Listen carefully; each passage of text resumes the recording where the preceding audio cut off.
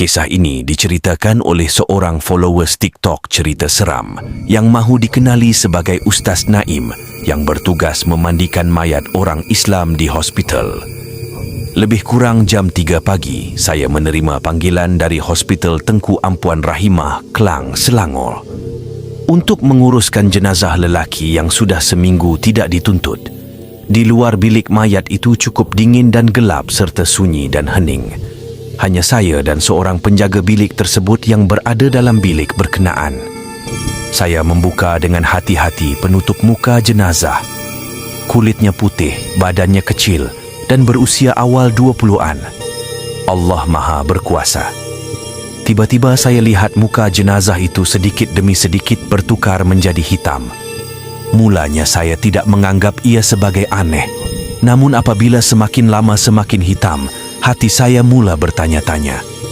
Saya terus menatap perubahan itu dengan teliti, sambil di hati tidak berhenti-henti membaca ayat-ayat suci Al-Quran. Detik demi detik berlalu, wajah jenazah semakin hitam. Selepas 5 menit berlalu, barulah ia berhenti bertukar warna. Ketika itu, wajah mayat berkenaan tidak lagi putih seperti warna asalnya, tetapi hitam seperti terbakar. Saya keluar dari bilik berkenaan dan duduk termenung memikirkan kejadian aneh yang berlaku itu. Pelbagai pertanyaan timbul di kepala saya. Apakah yang sebenarnya telah terjadi? Siapakah pemuda itu? Mengapa wajahnya bertukar hitam? Persoalan demi persoalan muncul di fikiran saya. Sedang saya termenung, tiba-tiba saya dapati ada seorang wanita berjalan menuju ke arah saya. Satu lagi pertanyaan timbul, siapa pula wanita ini yang berjalan seorang diri di bilik mayat pada pukul 4? Semakin lama dia semakin hampir dan tidak lama kemudian berdiri di hadapan saya. Dia berusia 60-an dan memakai baju kurung. "Ustaz," kata wanita itu, "saya dengar anak saya meninggal dunia dan sudah seminggu mayatnya tidak dituntut, jadi saya nak tengok jenazahnya," kata wanita berkenaan dengan lembut. Walaupun hati saya ada sedikit tanda tanya, namun saya membawa juga wanita itu ke tempat jenazah tersebut.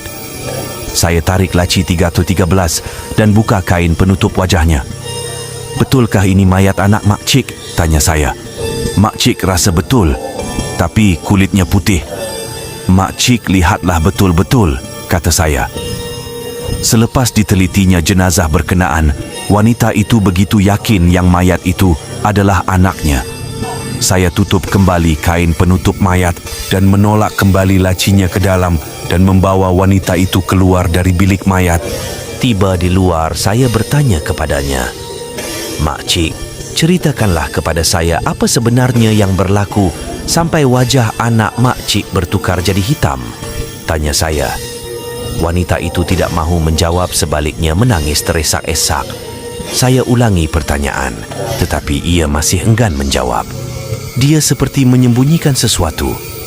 "Baiklah, kalau makcik tidak mahu beritahu, saya tak mahu uruskan jenazah anak makcik ini," kata saya untuk menggertaknya. Bila saya berkata demikian, barulah wanita itu membuka mulutnya. Sambil mengesat air mata, dia berkata, "Ustaz, anak saya ni memang baik, patuh dan taat kepada saya. Jika dikejutkan di waktu malam atau pagi supaya buat sesuatu kerja, dia akan bangun dan buat kerja itu tanpa membantah sepatah pun. Dia memang anak yang baik. Tapi," tambah wanita itu lagi, "apabila saya kejutkan dia untuk bangun sembahyang, subuh misalnya, dia mengamuk marahkan makcik. Suruhlah dia pergi ke kedai, dalam hujan lebat pun dia akan pergi. Tapi kalau disuruh supaya sembahyang, anak makcik ini akan terus naik angin. Itulah yang makcik kesalkan," kata wanita tersebut. Jawapannya itu memeranjatkan saya. Teringat saya kepada hadis Nabi bahawa barang siapa yang tidak sembahyang, maka akan ditarik cahaya iman dari wajahnya. Mungkin itulah yang berlaku. Selepas menceritakan perangai anaknya, wanita tersebut meminta diri untuk pulang. Dia berjalan dengan pantas dan hilang dalam persekitaran yang gelap. Kemudian saya pun memandikan, mengapankan dan menyembahyangkan. Selesai urusan itu, saya kembali ke rumah semula. Saya perlu balik secepat mungkin kerana perlu bertugas keesokan harinya sebagai imam di Masjid Sultan Salahuddin Abdul Aziz Shah Alam. Selang 2-3 hari kemudian, entah kenapa hati saya begitu tergerak untuk menghubungi waris mayat pemuda tersebut. Melalui nombor telefon yang diberikan oleh Hospital Tengku Ampuan Rahimah, saya hubungi saudara Allahyarham yang agak jauh pertalian persaudaraannya.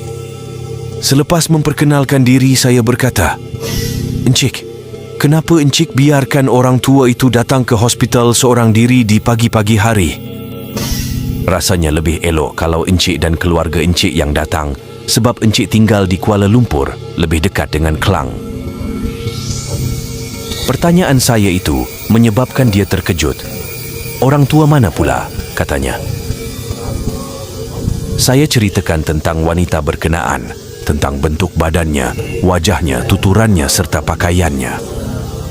Kalau wanita itu yang ustaz katakan, perempuan itu adalah emaknya, tapi emaknya dah meninggal 5 tahun lalu. Saya terpaku, tidak tahu apa yang hendak dikatakan lagi. Jadi, apakah yang datang menemui saya pagi itu?